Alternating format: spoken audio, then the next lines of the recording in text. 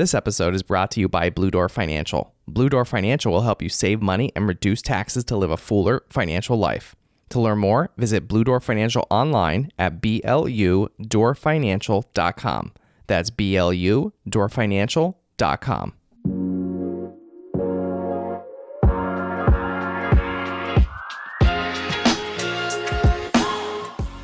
Hi, I'm Bill Corcoran Jr., and I'm your host for the On the Stacks podcast. Today, I'm chatting with Dr. Maria Montoro Edwards, CEO of Maternal and Family Health Services. What's up, podcast episode 94 of the On the Stacks podcast in the Blue Door studio. Welcome to the show, Maria. How are you? I'm great, thanks. Thanks for inviting me. I'm always fascinated by stories of people when things kind of come full circle. And I think for you, things came full circle. And I remember distinctly when we first met, you shared with me that you personally have experienced the impact of the WIC program as a child. And now you are the CEO and leading the organization of Maternal and Family Health Services, which is now, as of recently, the largest provider of WIC services in Pennsylvania. And that was a mouthful, but that's, to me, that's just so fascinating. And I'm sure there's probably a story or two of kind of how that all happened, and we'll get into that in a little bit.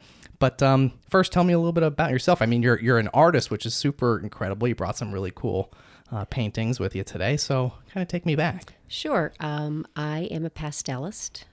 I work with pastel. I am very into doing landscapes and figurative work, and I went to school to. I thought be a fine artist. I was going to be a freelance illustrator, and I went to Marywood, graduated with a Bachelor's of Fine Art, and realized once I graduated that I really wasn't qualified to do much of anything. I was well-read. I had a really good liberal arts education, but when it came time to figure out how I was going to make a living, not quite sure what was going to work out. So I did what made perfect sense, and I went into the master's program. So I got a master's in studio art and focused on drawing and painting. And once again then, found I was pretty much overqualified to do not really much of anything. But I could write well, and that has been kind of the saving grace for me. While I was working on my master's, I did an internship at a museum, and that was kind of an eye-opener for me. I thought, okay, I'll be a curator, and I would work with the artifacts. And when I was working on my first box of coal miners' tools in the basement of a museum, I thought, kill me now. This is horrible. I can't do this. But what I did find out I liked was doing tours with school kids. I had a blast. And I think I calculated once that I've given over 1,000 tours of museums in my early career. So one of the things I found out while I was working at the museum is that I had a knack for developing programs, and even better yet, getting them funded. So it turns out that's a transferable skill. So I've been able to parlay my superpower of securing funding for programs into essentially my career. So what got you into art? So I have always loved to color. Since I was little, my favorite thing in the world was my box of 64 Crayolas. And I was very particular about how they were arranged. I liked to arrange them by color and value, and I liked them to stay that way. But I have 7 younger brothers and sisters, and I have a sister who really liked to dump the whole box out at once and sharpen both ends of the crayons and really mixing things up, and that drove me crazy. But that really got me into my lifelong love of color and value, and that's kind of where I launched from. I loved to do art in high school. I had the art major program in high school. So I've been drawing and painting as long as I can remember. So who sharpens both ends of a crayon? My sister Mara. Oh my gosh. So she ruined all your crayons on you. Yeah, so, we didn't share very well after that because I was a little too particular. I don't blame you. But I still arrange my pastels the same way. You do. You brought this. I Tell did. me about it. You brought this. I Yeah. want to use the wrong word. What is this called? This is a pastel box, and it's called a Hellman box, and it's made by handmade by a man. I've ordered it online, and I have a couple of his boxes. They're so beautifully made, and they enable me to be able to arrange my pastels from light to dark and from warm to cool. And that's kind of the way I arrange my palette. I love it. The cool thing about pastels is that they are pure pigment, and there is an immediacy to working with them, whereas oils or acrylics, you'll tend to mix them first on the palette.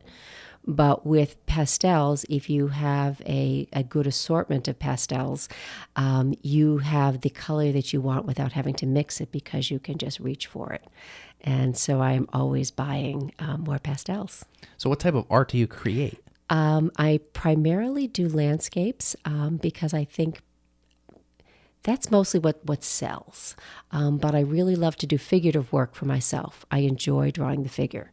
And I had a teacher in college who said, if you can draw the figure well, you can do anything.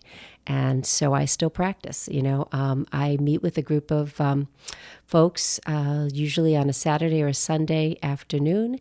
We've got a wood fire going, a little bit of Miles Davis playing. We've chipped in for a model. And it is amazing. It's so much fun to be able to draw from life and to be around people who are so creative and devoted to drawing the figure. It's a lot of fun. Yeah. So what is it about art for you? It is, I think it's growth. I think it's also process. I have learned to trust the process in many things that I do in life. But the process for me in art is usually starting with a thumbnail sketch. And I'll work out the composition that way. It might only be like 1 or 2 inches by 1 or 2 inches. And I'll work out the basic composition, whether it's going to be vertical or horizontal. And then I'll do a quick value sketch. And that's where I'll work out, usually 5 values. And then I will do something a little bit larger, maybe 5 by 7, and I'll take some photos while I'm there. And so that's the work I do in the field. And then when I come home in my studio, I will probably do that image over and over again, working it larger, changing up the palettes, the colors. And with most paintings, I'll get about a third of the way through, and I think, this isn't working. It's not coming together. But I've learned now, after decades of doing this, to trust the process. It'll work out. Just keep going. Step back. And it's the same thing when I'm working on a project for work. If I'm working on a large grant application, there's usually a time that I realize it's not coming together. But trust the process. I've done the work. I've done the research. I did an outline, and it will come together. Wow. Yeah. So it translates also it does. into life. I'm very methodical in my approach to a lot of things. Wow. Yeah. And it all comes from your talent in art. It does. Yeah. It's a discipline. It's fun to mix things up every now and again. And if you do the same thing every day, you're going to get the same thing every day. So it is fun and good for the soul to be able to mix it up a bit. Yeah. So let's go back to you were given thousands of tours, right, in the museums. Yeah. And then what did you do after that? So after that, I went to work at Marywood University, which is where I had gone to college. And I was there for 15 years. And one of the things that I found that was so amazing was to see strong female leaders. And that has been also a lifelong influence for me, the IHM sisters, the Sisters Servants of the Immaculate Heart of Mary. I didn't go to Catholic school growing up. I went to public schools. But once I started at Marywood as a student, I found that the leadership and the vision of the IHM sisters was truly inspirational for me. Yeah. So what exactly did you do there? So I worked with faculty to help them get grant money to do their research. I worked with faculty to help them develop their research projects. I also taught some classes on the graduate level. I taught Grantsmanship, and I taught research methods. Okay, so this is where before when you were talking about giving the tours, you had this skill, this writing. Writing. Mm-hmm. And was this the first opportunity that you were able to really apply it? That was when I took a job that I actually focused on writing grants and developing programs as my main job. When I worked at the museums, I worked at the Everhart Museum and at the Pennsylvania Anthracite Heritage Museum, that I used my skills in grant writing to support the programs of the organizations. But it was just one part of many things. I did tours, I developed exhibits, I wrote grants, I wrote press releases, I did a little bit of everything. But when I went to work at Marywood, that's when I really focused on developing programs and funding research and helping new faculty. Yeah. And at that point, I mean, is that what you thought you would be doing in life, Nope, professionally? I backed into it. I don't think any 5-year-olds in kindergarten says, I want to be a grant writer when I grow up. Yeah, right? Yeah, you thought you were going to you're going to go into art. And Yep. Yeah. Yep. But what I tell people when I teach grantsmanship is that it's a skill. And if you're working in the nonprofit world, you really need to have this skill. I don't call myself a grant writer. I can tie my shoes. I don't call myself a shoe tire. But it's a skill that you have. And if you're going to help a nonprofit organization to succeed, that's one of the arrows in your quiver. Okay. So it's kind of a key value that you need to bring to the table. It absolutely is. And if someone can write a good college essay, I can teach them to do the rest. Okay. Yeah, it's very methodical. It's very formulaic. And one of the things that really helped me become a better grant writer was serving as a grant reviewer. And I was reviewing grants for the National Science Foundation. And so I would, go to Washington, D.C. a couple times a year. And that's where I really learned what's most important.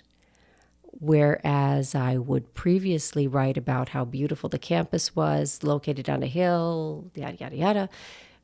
But what I learned as a grant reviewer is to get to the point very quickly and be concise and succinct, and to make sure that your budget matches your methods, matches your work plan. And that's kind of the ticket to making it. So making it go. You learn the secret. Is that the secret to grant writing? Yeah, it is. It is. Yes, answer the question. Yeah. So how long did you work at Marywood? I was there for 15 years. Okay. And what made you leave there and go into the next chapter? So I had gone as far as I could there. I was assistant vice president for research and sponsored programs, but I wasn't going to be able to go any higher in the higher education system because I didn't come up through the faculty ranks. And so if I wanted to go higher, I needed to branch out a bit. So then I went to work for the Wright Center, and I was vice president of grants and strategic initiatives, and I worked there for 5 years.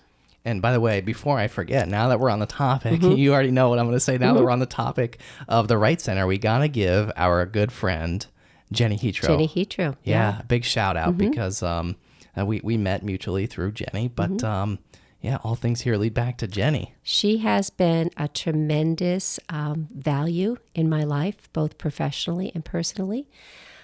We worked together at the Wright Center and shared a wall for a long time. We found that our work styles, our approach to life, our approach to family, approach to projects was very similar. And I am very inspired by her positivity and her devotion to children. One of the things we really have in common is a passion for breastfeeding. Jenny has 2 little kids, and I met her right before she had them, and so kind of walked that breastfeeding path. I nursed both of my children, and it's really something that is tremendously important to the health of a child. And so we really want to help others to do that as well. Yeah. So what did you guys do at the Wright Center? So I worked on grants and developing programs, and Jenny was marketing and communications. So she would work on promoting the programs that I was developing, and I would make sure that I wrote funding for marketing and communications into every grant so that we could appropriately promote the programs. And it was a good friendship, a good partnership. Yes, you you guys worked hand in hand. We did. Basically. We did, yeah. Yeah, so you guys both were integral to each other's our roles. development, and also as we were both looking at what's next for us in life. We were both there about 5 years and began to decide, okay, it's time for a new challenge. And so both of us, we would go for a quick walk at lunch, kind of around the block in downtown Scranton. And that's where we began to think about, okay, what is your goal? What do you want? And I'm a big believer in manifesting what you want and writing it down.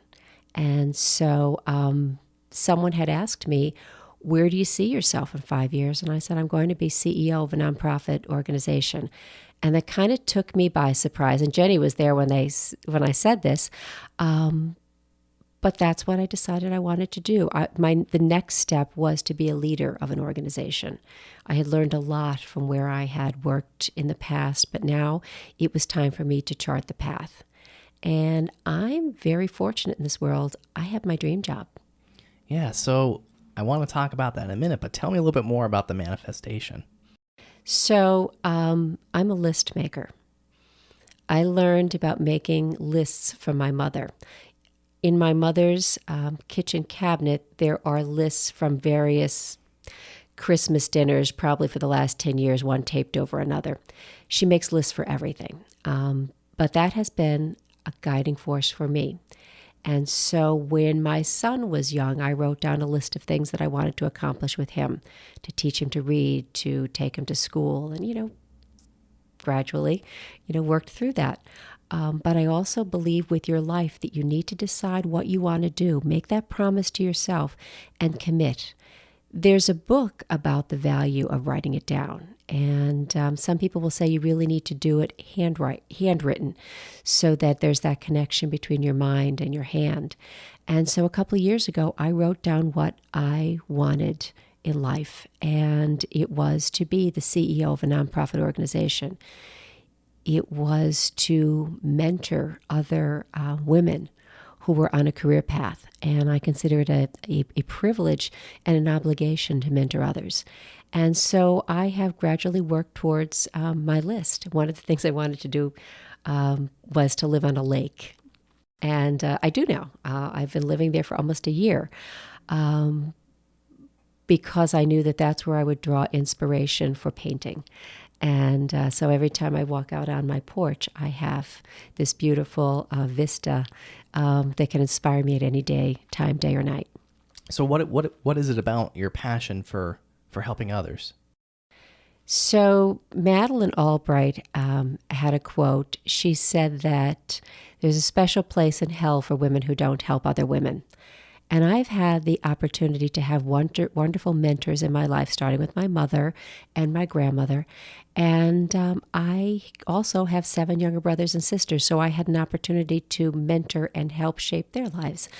So I think it's really important when you're in a work environment to help others to realize the best in themselves and to help them to chart their path, to see where their strengths are, to help them to learn the process and trust the process.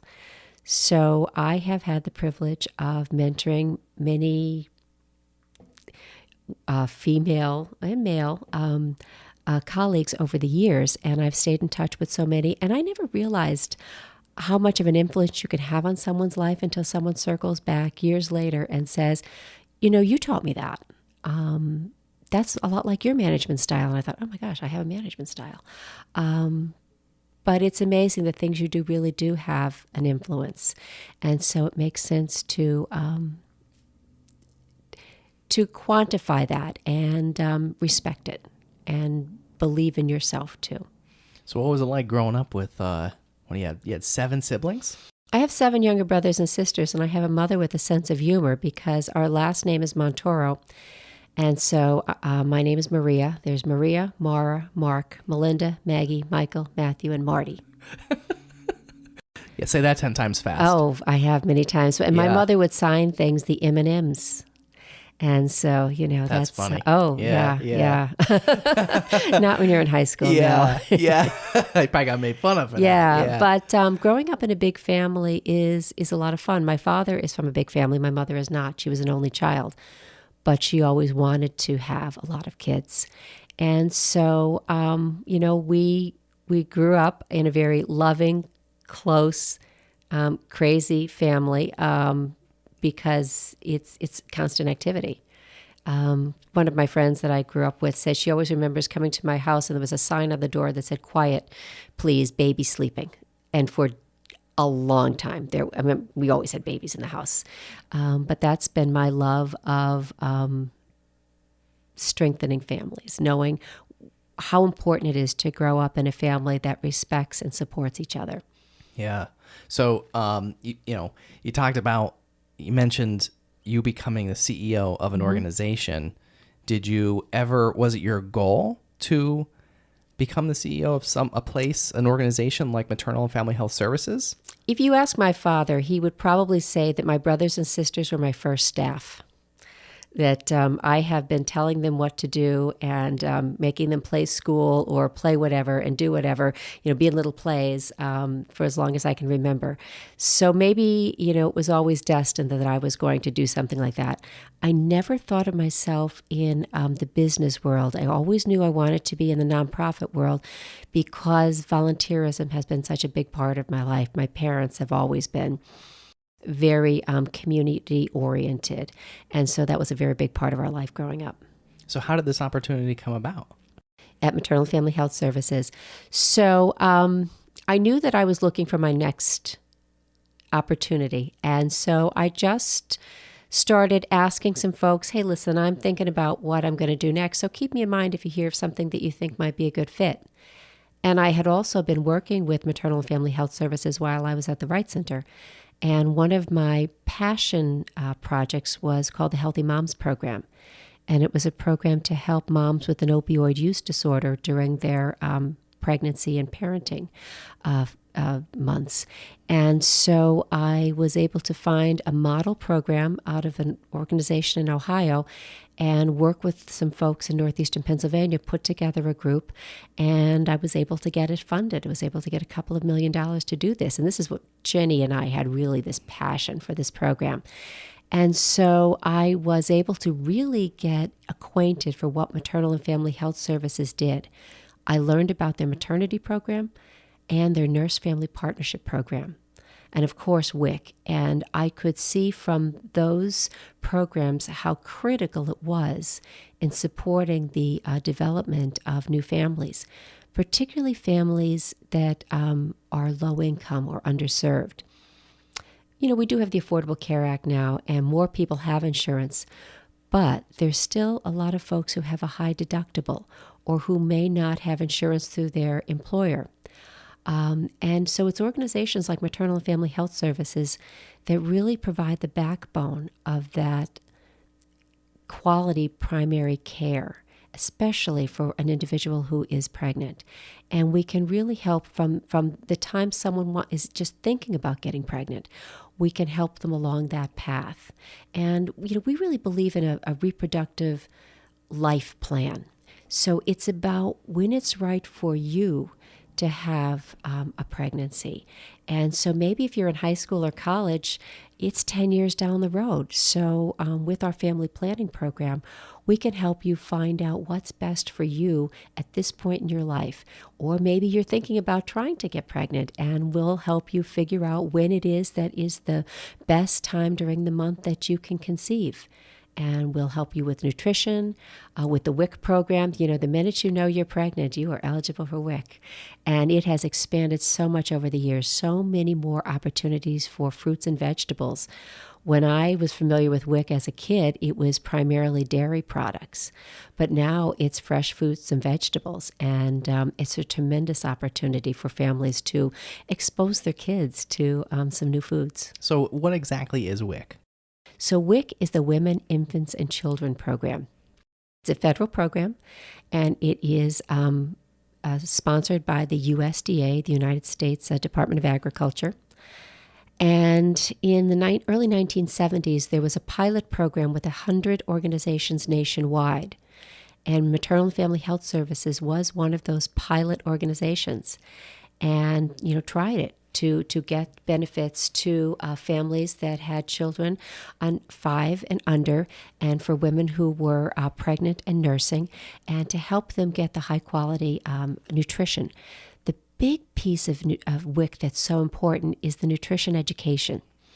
We have full-time nutritionists who are on staff to help moms know what's best for their child. And, so WIC has grown and changed over the years. There are more vegetarian and vegan options now. You can get soy milk, where 10 years ago that might not have been an option.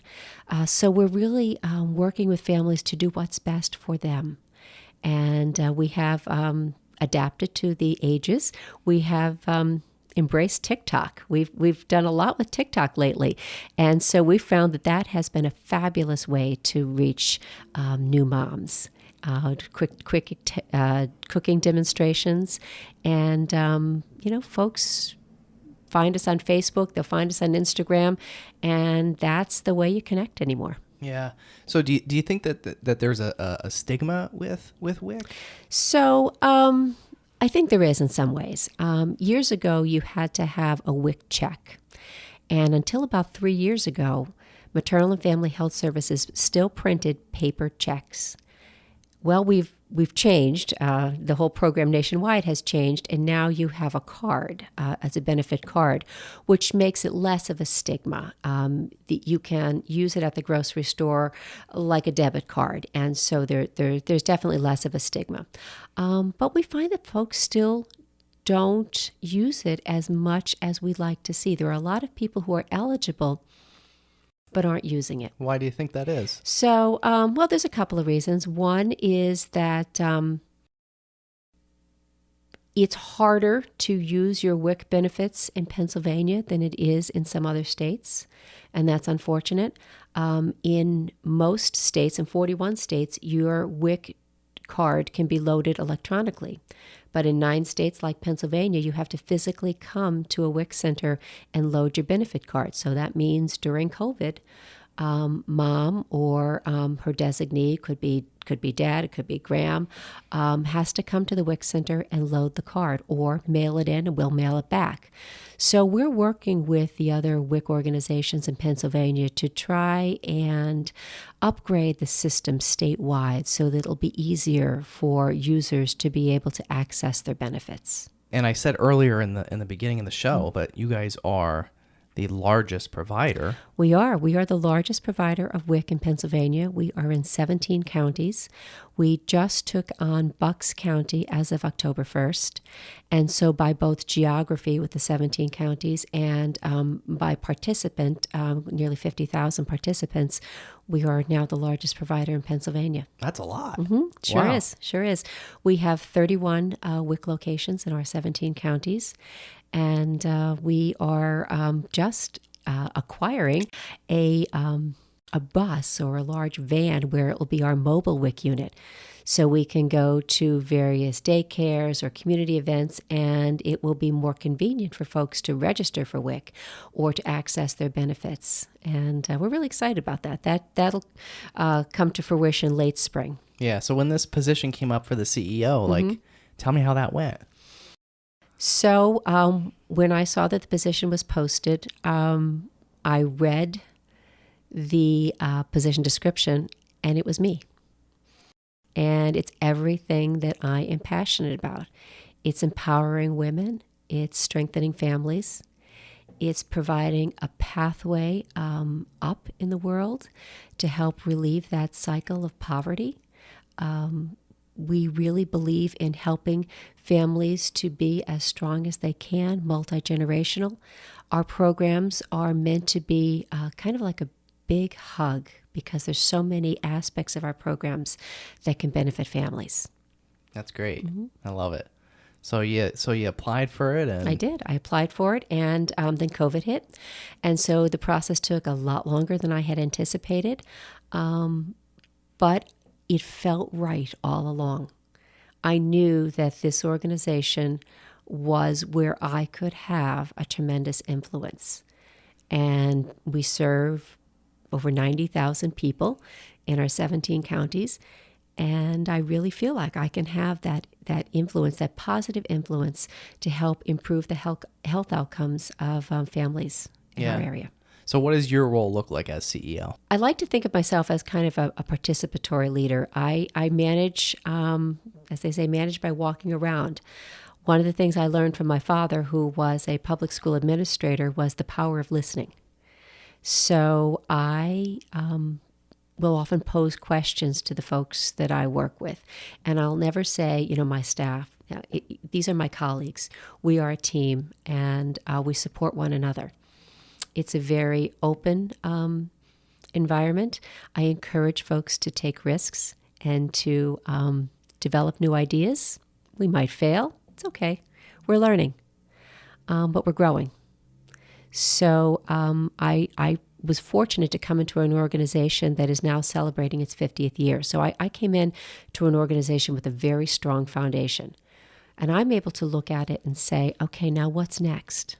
What's in the next 50 years? And how can we fully integrate our programs so that we can offer a seamless continuity of care to our clients? And that's what I'm focusing on. So do you think this is like your dream job, like you were destined to be here? I think this is my dream job. I am very fortunate that I am in an organization that I truly believe in. I get excited about it every day. I'm happy when I go to work. I'm happy when I come home. It's not work, really. I love it. Now, we do have our challenges. There's no organization that doesn't. But I believe in this organization, and I know that I can find the resources to grow the programs, to serve more people, and trust the process. Trust the process, yeah. Trust the process. Yeah. So what are some of the programs that you guys offer? So our founding program was the Family Planning Program in 1971. And that's a federally funded program. And that's a program to help individuals to plan a pregnancy when they're ready to have a pregnancy. And so we also do sexually transmitted infection testing, and we do education. We are providing family planning, education, and services in 15 counties. We have 5 clinical locations ourselves, and we subcontract with providers to do this work in some of the other counties. So that's a large footprint. Family planning came first, and after that came WIC, kind of coming up in the same counties. So WIC in about 1974, and we gradually took on more counties over the years, most recently just taking on Bucks County in October 1st of 2021. And another program that we have is called the Nurse Family Partnership. This is an amazing program, and it started out as our opportunity to help new moms. It had to be for individuals who are in their first pregnancy. It's a national model, evidence-based. It is well-researched and documented in its efficacy. It's managed out of a national organization. And we have this program in 4 counties. And so a nurse is assigned to a pregnant mom, usually before the 28th week. And this nurse will stay with mom and baby into to the child's second birthday. A new development for us is now accepting moms into the program that may have had a previous pregnancy. So they may be on their second or third child, but still have some needs. So that's been a really exciting opportunity for us. And we're serving over 400 families with this program in the 4 counties that we're in. And it has a really transformational impact on the moms that we serve. So who is eligible for these types of programs? So if you have a low to moderate income, you can check on our website. There's a calculator that will help you figure out if you're eligible for the programs. But generally, it's a low to moderate income. And we also have a sliding fee scale for some of our services. So if anybody is interested in learning more about our programs, they can go to our website and look at what's offered in the county where they're living and see if we have something that might be able to help them. So how do you think that your passion for art and what you've learned doing artwork, has that carried over into now your role as CEO? It sure has. I'm tenacious. I will stick with something. And I think that that's one of the things I learned with my artwork is that you sometimes have to do it over and over and over, and you learn something new every time, and it might change every time. And that's what I do working for a nonprofit organization. We'll develop a program, we'll evaluate it qualitatively, quantitatively, and we'll make changes. It might be a good change, it might be something that needs to be improved, but we'll learn from it and we'll move on. And from there, we'll build onto it to the next level. Just like when I'm drawing and painting, I brought a couple of pieces with me tonight that are larger than I would typically have worked in with pastels, but my husband was encouraging me to work larger. So I learned that those smaller thumbnails and getting to a 5x7 or maybe an 8x10, and then, going to one that's significantly larger, it's all built upon that process where I've worked out the challenging areas, I've worked out the palette on a smaller scale. And now that I've taken that to a larger scale, it's an entirely different animal. Yeah. What have you learned about yourself during all this, during all the processes? I've learned that, I like to quote two of my favorite contemporary philosophers. Let's see, Reese Witherspoon and Beyonce. Nice. All right. So Reese Witherspoon says, be your own lottery ticket. You'll show up. You'll be the one that goes and does the work. I've never missed a deadline. And I know that I will get it done somehow. And Beyonce says, she's not a betting person, but if she's going to bet on anything, she'll bet on herself. And I think I'll bet on myself. I will show up. I will do the work. And so that's kind of what I've learned by trusting the process. What do you have any goals or a big goal that you're working on, or long-term goal? Yeah, I do. So professionally for Maternal Family Health Services, one of my new goals is a new location. We are relocating our clinic in Scranton to a larger site that will be more accessible to our clients. And I'm really excited about raising the money to make this happen, to consult with the clients and our staff to see what it is that we're looking for. One of the things I learned recently is how much we have to really listen to our clients. We had a grant-funded program called Listen for Good from the Moses Taylor Foundation. And the whole purpose of this project was to get feedback from your constituency and to take that feedback and make changes in what you do.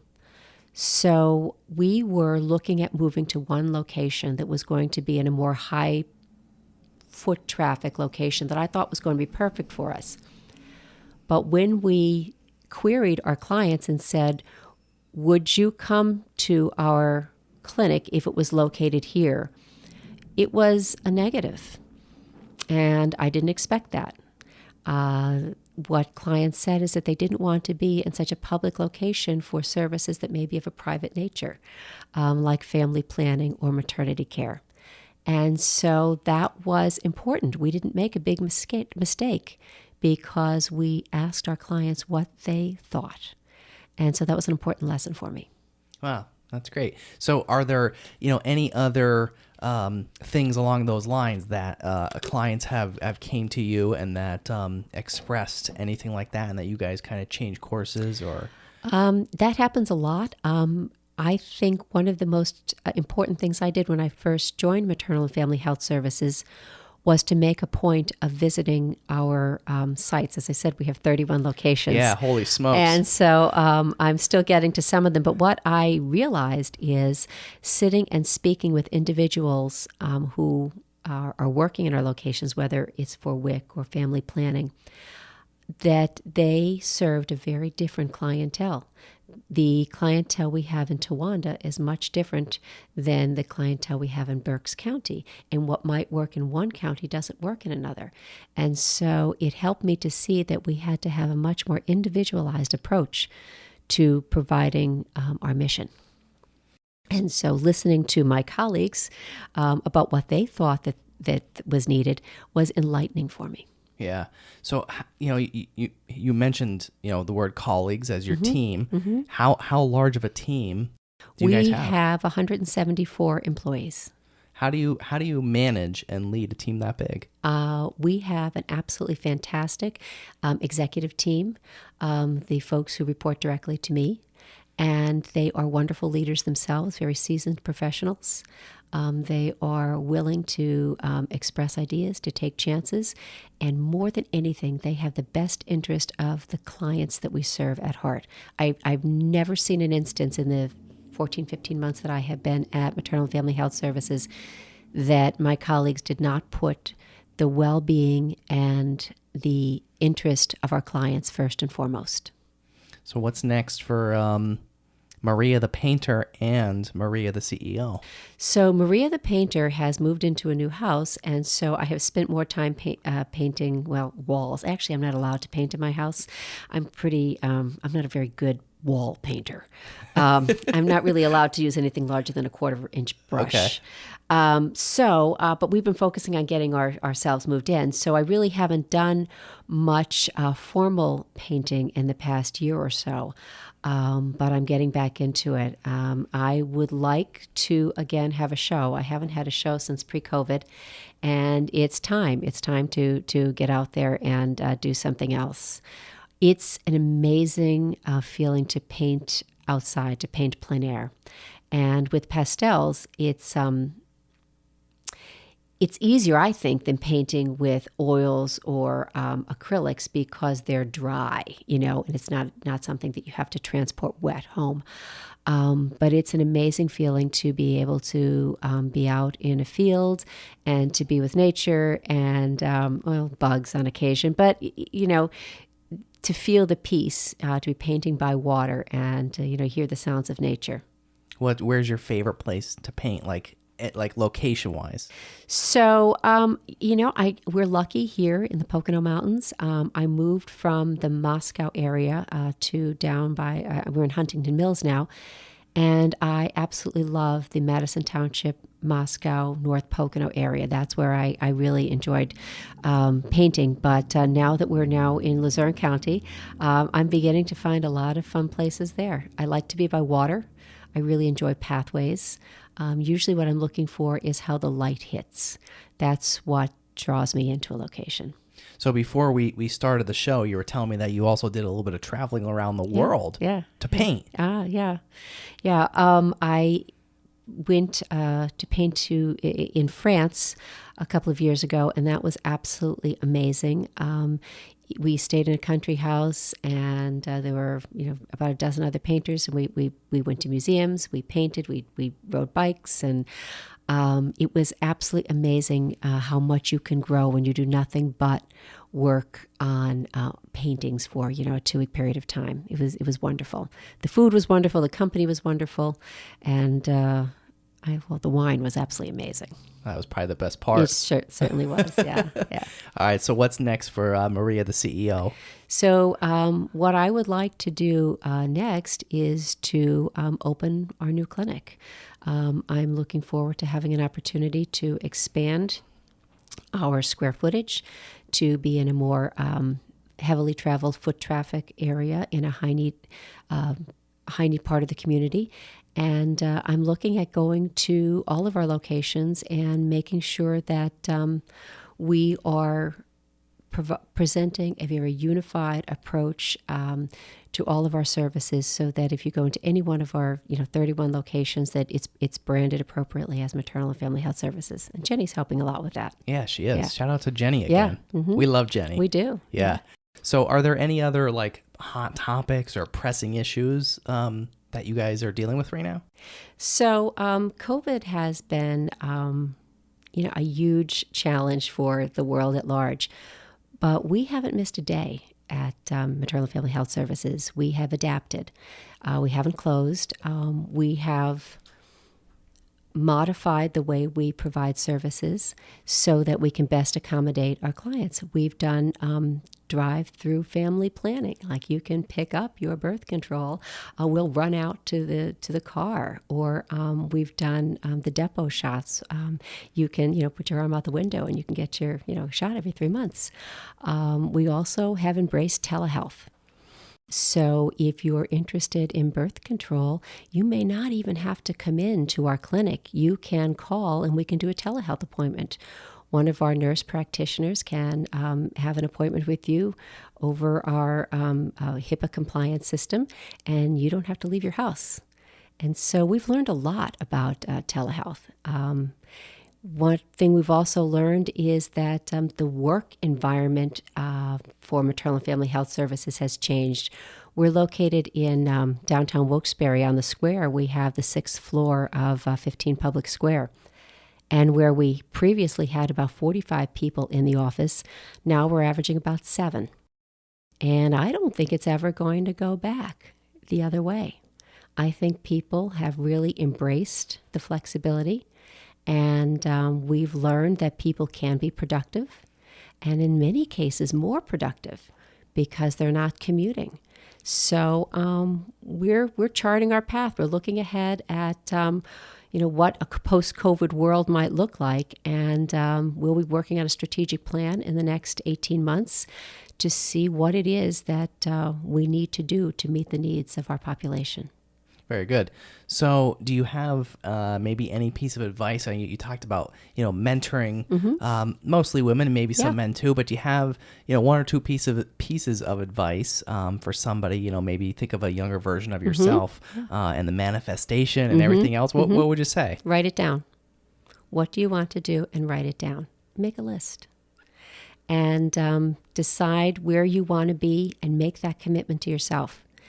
And it could take, it's going to take time. It could take years. But you've made that commitment to yourself, and do it. Where can our listeners connect with MFHS online? So we are at mfhs.org. You can find us on TikTok. You can find us on Facebook, Instagram. And soon you'll be able to find us on some billboards throughout downtown Scranton and Wilkes-Barre. We're always, doing more media. We're doing a big WIC campaign, and we'll be starting to do some more family planning advertising. But we just want folks to know that if they are of reproductive years, we have something that we can help you with, and that it doesn't matter if you are non-binary, if you identify as male or female, what your pronouns are. We are a respectful environment that will provide care in an affirming way to you. And so, check us out online. Give us a call. We can help. Are you in these TikTok videos? I haven't been on a TikTok video yet. All right. Well, I need to. I need to check out this TikTok, and I got to get with Jenny, and we got to get you on one of those too. I am addicted to TikTok. I'm sorry to say, and I started because of one of our nurse practitioners said you should check out the female OBGYNs on TikTok, and I thought, what? So you went down this rabbit hole, I went down this rabbit hole, and there are lots of OBGYNs who provide amazing content on, reproductive health. Wow. In a minute, 2 minutes, 3 minutes, and they have amazing followers. And I think that's the way we reach people. And so, we do that with our WIC program, our Safe Teens program. We have a text program that if you text to our Safe Teens program, you can ask any question, and you'll get a response, a real response from a person. Not a computer. Nope. And you can ask just about anything. Good, very good. So, is there anything else that you'd like our listeners to know about Maternal and Family Health Services? I think that I'd like folks to know that we're here to support you at any point in the process. If you are looking for a cancer screening, we can help. If you're looking to chart your reproductive health plan, we can help.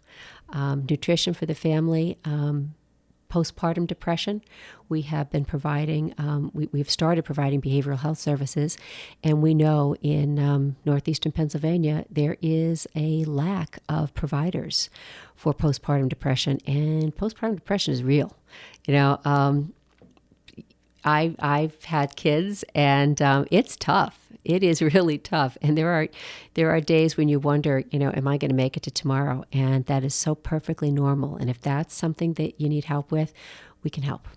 Wow.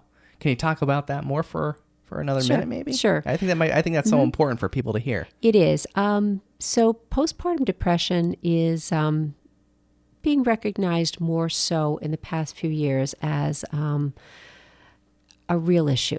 And whether or not the behavioral health professionals have the training for this is a real question. So if you're at your OBGYN office and you're at your postpartum visit and you tell your doctor that you think you're having some issues with depression, some folks unfortunately dismiss it as baby blues. And there are a number of suicides that happen in that postpartum period that can be traced to postpartum depression. And we know that women who are low income have almost a 1 in 2 chance of having a postpartum depression. That's a lot. Situation. Sure is. Yeah. And we need to destigmatize that it's okay to ask for help. Yeah, how do we do that? So we need to talk about it. We need to do what we're doing now. And so if you're a new dad. Yeah. Yeah. So I'm sure you know how much work it is to have a baby. Yeah. A lot. Yeah. Just the stuff that it takes you to get out the door. Oh my God. Did you ever realize that there'd be, you'd be a roadie with all the stuff? It's a project. It is. It sure is. Yeah. It's a job. It's stressful. It is very stressful. Yeah. Yeah. But it's all worth it. It certainly is. Yeah. Absolutely is. Yeah. We were talking before we came on, and you asked to see some photos of our little Braden, and it's a lot of fun. It's like you said, it's everything takes 10 times longer. Oh, it sure does. Yeah. And now he's only 5 months, so he's not moving anywhere. Yeah. Wait till he's mobile. That's what that's what everyone's saying. I'm scared. Should I be scared? Yeah. Well, hopefully your house is going to be baby proof. Yeah, we gotta get working on that real quick. Yeah. Oh, well, this has been great. It was great to learn a little bit more about you and the painting, and this is really cool. This is exciting, and I think you're going to do an awesome job over there at MFHS, and I wish you the best. Thank you. I couldn't be happier being where I am, and I know that I'm going to be here for years. Awesome. Well, good luck with it, and we're always here to help. So, Maria Montoro Edwards, Maternal and Family Health Services on the Stacks podcast in the Blue Door Studio. Thanks for joining me. Thank you. If you'd like to learn more about the On the Stacks podcast, be sure to search the hashtag On the Stacks on Instagram, Facebook, and LinkedIn. If you enjoyed this podcast, please subscribe and leave a review. We'll catch you next time on the Stacks.